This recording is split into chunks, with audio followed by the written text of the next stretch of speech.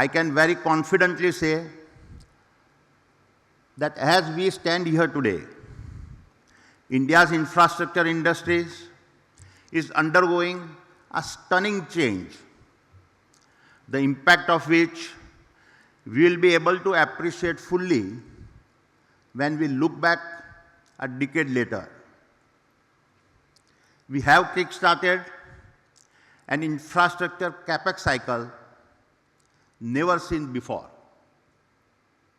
And this lays the foundation for several decades of India's growth. If the period between 1991 and 2014 was about putting down the foundation and building the runway, the period from 2014 to 2024 has been about the aircraft taking off. And a strong example of this takeoff is the National Infrastructure Pipeline, the NIP program. The core essence of the NIP is its integrated approach involving participation from both the public and private sectors, with the funding model divided between the two.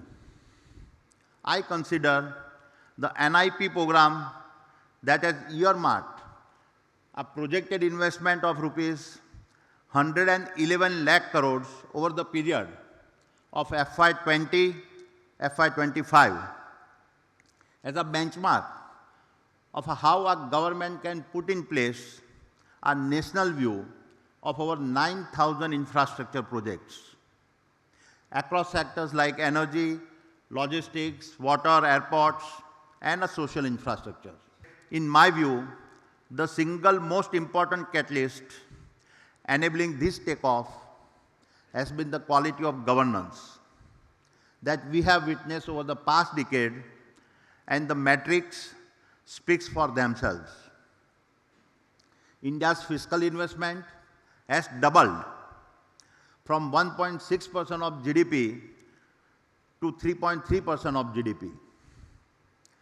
Corporate income tax rates have fallen from 30% to 22%, creating a headroom for corporates to invest. And the current account deficit fell from 3.5% of GDP to 0.8% of GDP. These outcomes are fundamentally rooted in this government effectiveness in institutionalizing policy for transforming our nation's landscape from one of the challenges to one of possibilities. And the results are visible to all. The Indian government's Aadhaar UPI infrastructure has transformed the financial ecosystem in India. These systems has democratized access to financial services to such an extreme level that it has allowed even the previously unbanked populations to participate in the digital economy. While it may only be perceived as a verification of payment layer, the implication of UPI have been far larger in terms of productivity gains and formalizations of the economy. This has led to the stronger tax collections that we have already started to witness.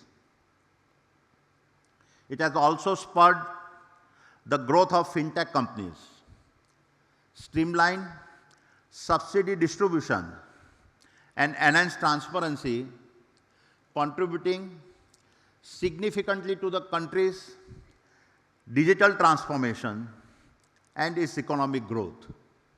The fact is that the infrastructure required for energy transitions and the infrastructure required for our digital transformations are now inseparable as the technology sector becomes the largest consumer of the precious green electrons. My dear friends, we are well aware that there is no greater multiplier for GDP growth than that delivered by infrastructure investment. It is the foundation that allows efficient and frictionless flow. The flow of goods, electrons, molecules, data and people. And all of these flows are either core business driver or enable adjacent business for the Adani Group.